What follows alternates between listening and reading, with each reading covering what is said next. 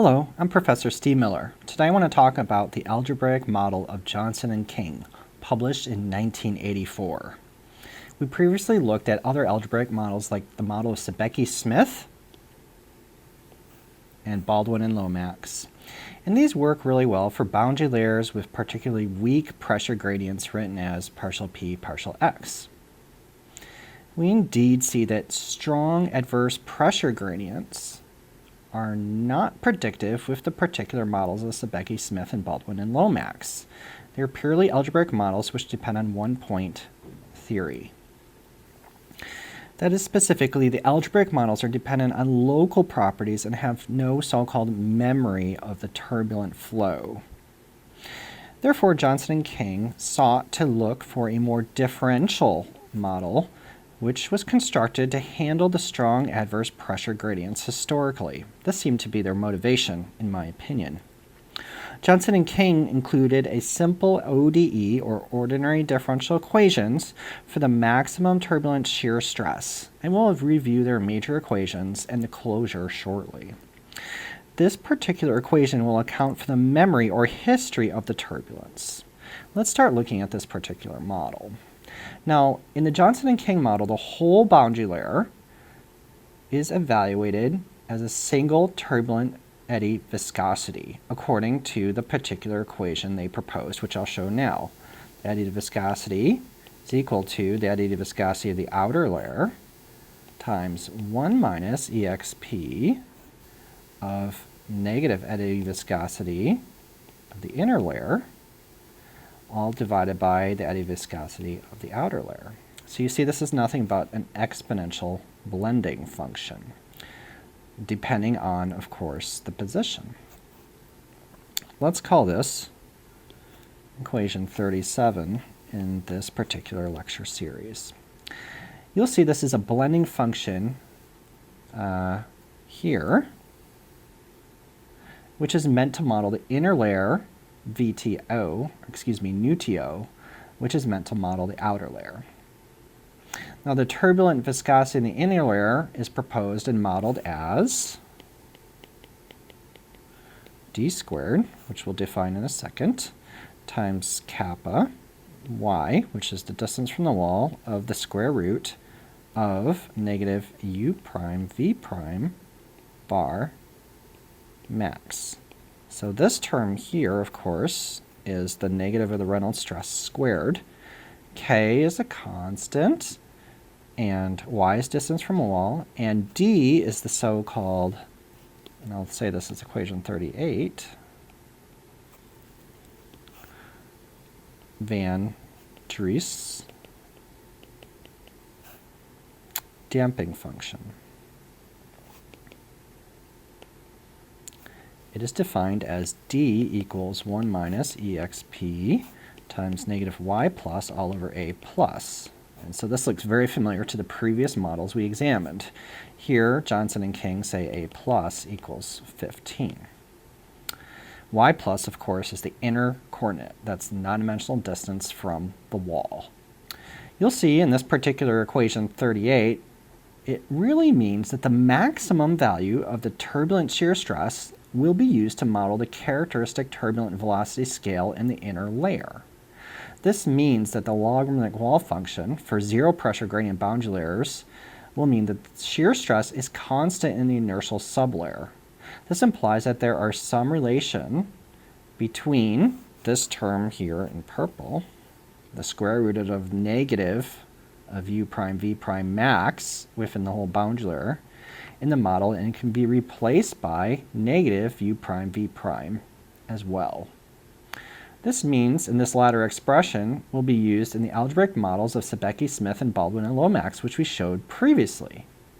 And we'll also show that it will become clear, I hope, that this will give the same result for the inner layer in zero pressure gradient flows. And so that would be reduced to the square root of negative u prime v prime bar max is equal to k y of partial u partial y magnitude. Okay, Let's now look and define the turbulent viscosity in the outer layer and how that is modeled. We have nu T, additive viscosity in the outer layer, and they have proposed alpha times capital U of delta sup star, which we defined previous lecture, times gamma times beta of x, which is a streamline position. Here alpha is a constant, and we'll say it's 0.0168 from calibration, equation 39.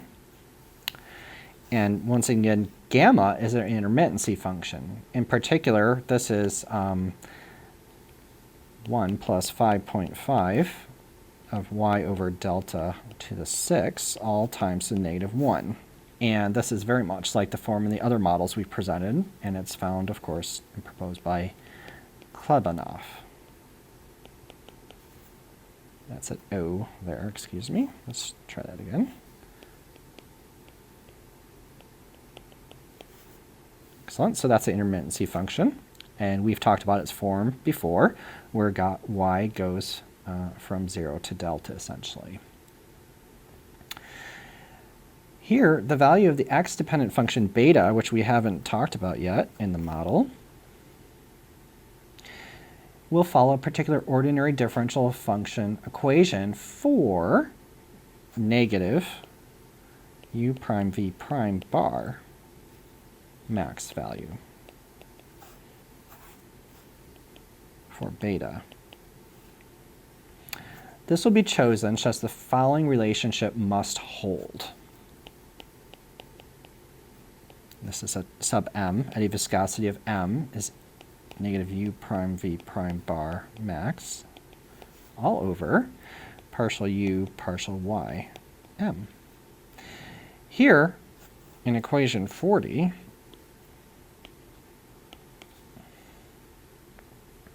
nu sub t, the additive viscosity, is given by equation 39, right here on this page. The subscript m here, m, will denote the quantity which is evaluated at the position where negative u prime v prime bar has its maximum. M is a quantity to be evaluated. That is, the quantity is evaluated for particular m at position where negative u prime v prime Reynolds stress component has max value. No problem. Okay, we're still not complete in the model formulation. We need an equation for the turbulent viscosity scale. And we'll define that turbulent viscosity scale as Vm is equal to negative square root of negative u prime v prime bar max. This is the turb velocity scale.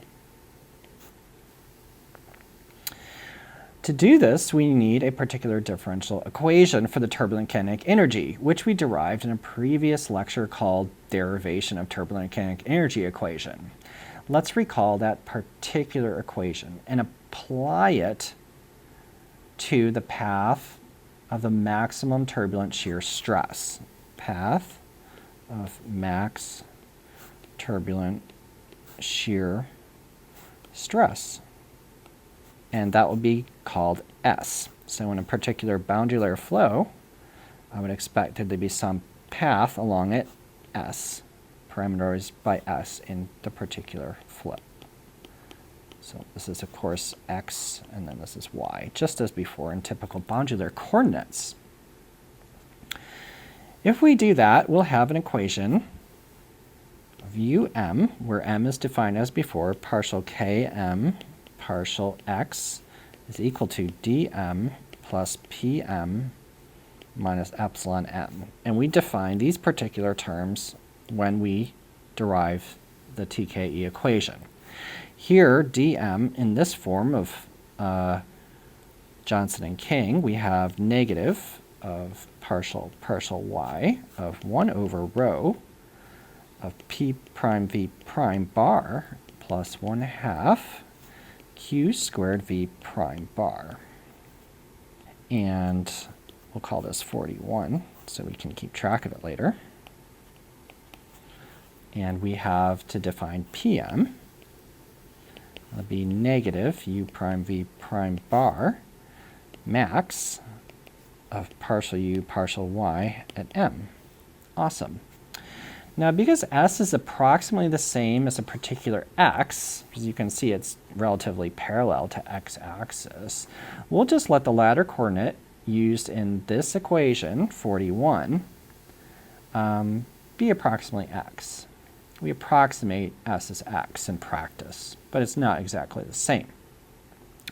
The characteristic turbulent length scale we need to model, still, Lm, and we'll let it be Vm to the 3/2 power divided by epsilon m, which is, of course, the dissipation at the location s in equation 41. You can check the units here.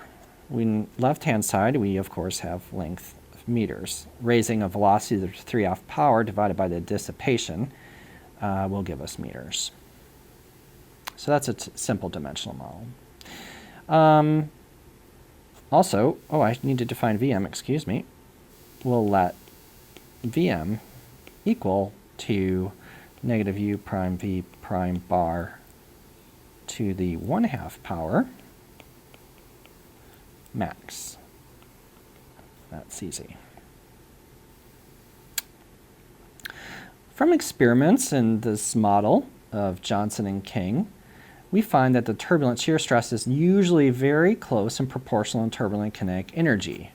So in these types of nice fully turbulent boundary layers, we'll find that negative u prime v prime bar max, normalized by the turbulent kinetic energy, K, goes as approximately A1, which is about some kind of constant through the boundary layer. And here, it's found experimentally, A1 can be set to about 0.25 to make good predictions. We can now substitute these particular expressions here into equation 41. By doing that, we'll have a new particular differential equation of Johnson and King. Vm plus Lm um over A1 Vm squared dVm squared dx, so this is the ordinary derivative in the x direction of Vm squared, is equal to Lm of partial u partial y m minus Lm all over Vm squared dm star. And we'll note the star in a second. This is equation 42. You'll see in here that the turbulent length scale is modeled in practice as Lm equals 0.4 ym. For ym over delta boundary layer thickness less than or equal to 0.225. So this is, of course, a bit empirical and calibrated. Also, Lm equals 0.09 delta for ym over delta greater than 0.225. Excuse me, we'll just let that 225. Okay. You'll see that the diffusion term in 42 is denoted by dm sub sup star, and that also will need further modeling. So we have models within models. Here, if the turbulence in the boundary layer is in so-called local equilibrium, that is, these are balanced equation in a particular point locally, which occurs in zero pressure gradient boundary layers, then the diffusion and convection will be negligible in 42.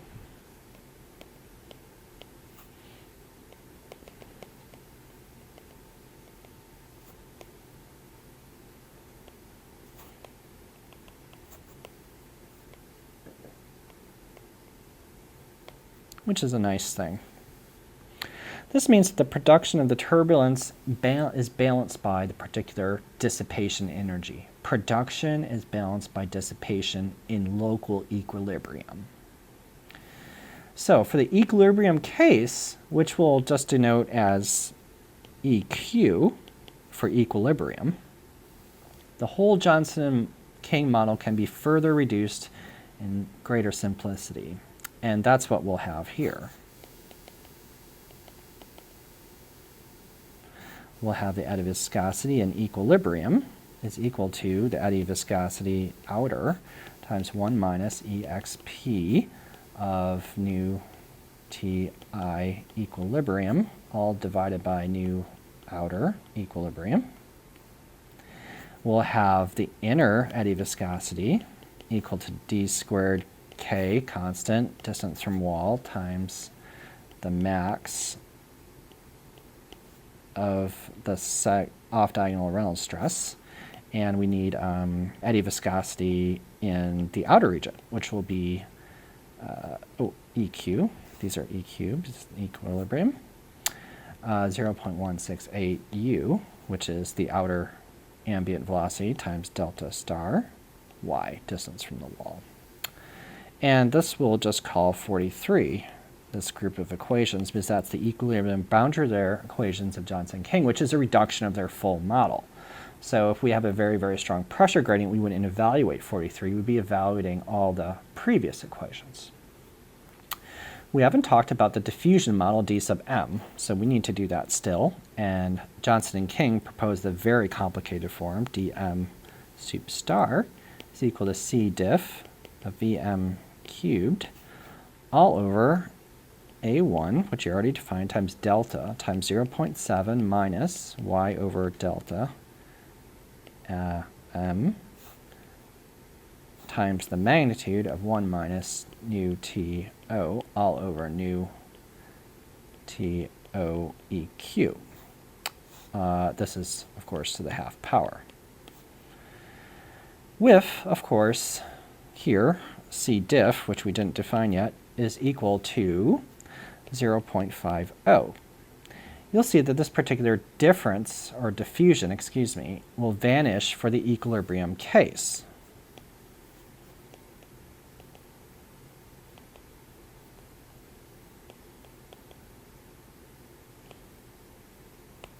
So what have we done today? We've developed and shown the major equations that go into the evaluation of the Johnson and King turbulence model.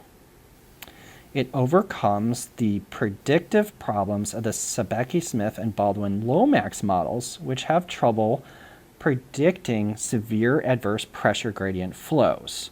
But it's still a one-point model, but it's part of the evolution with an early differential equation form for K into the one equation and two equation models, which solve numerically the differential equations.